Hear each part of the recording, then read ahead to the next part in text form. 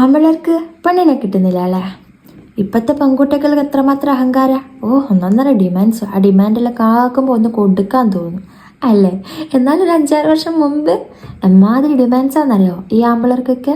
സ്വത്ത് വേണം, പൊന്ന് വേണം, അതിലൊക്കെ ഉപരി സ്ത്രീധനം വേണമായിരുന്നു. ഇക്കാണുന്ന 10-15 അല്ല പൊന്ന് കൊടുത്തിട്ടുണ്ടായിരുന്നു, 10-60 പൊന്ന് കൊടുത്തിട്ടുണ്ടായിരുന്നു. സ്ത്രീധനം എന്ന് പറയുന്നത് 1 ലക്ഷം, 1.5 ലക്ഷം, 2 ലക്ഷം ഒക്കെ ആയിരുന്നു. പാരൻസ് എന്താ വിചാരിക്കുക, എൻ്റെ കുട്ടി വീട്ടിൽ ഒതുങ്ങി പോവോ അല്ലെങ്കിൽ ഈ വീട് നിറഞ്ഞ് നിൽക്കുമെന്ന് പേടിച്ചിട്ട് നട്ടോട്ടോടും.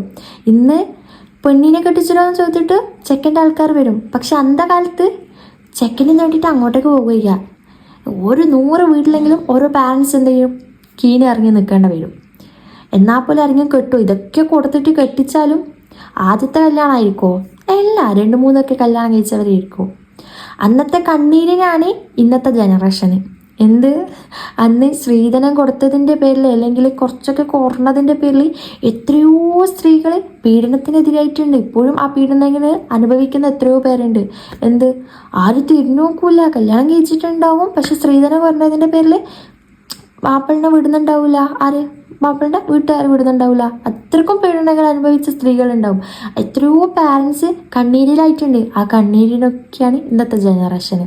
ഇന്നത്തെ ആമ്പിളർക്കാണെങ്കിലോ പെണ്ണിനെ മാത്രം മതി, പെണ്ണേ വേണ്ടു, പെണ്ണിനൊന്നും വേണ്ട എന്ന് പറയാം. പെണ്ണിനെ മാത്രം കിട്ടിയാൽ മതി. അതിനെ മാത്രം ഇന്ന് പെണ്ണ് ഒടുക്കത്ത ഡിമാൻഡ്സും.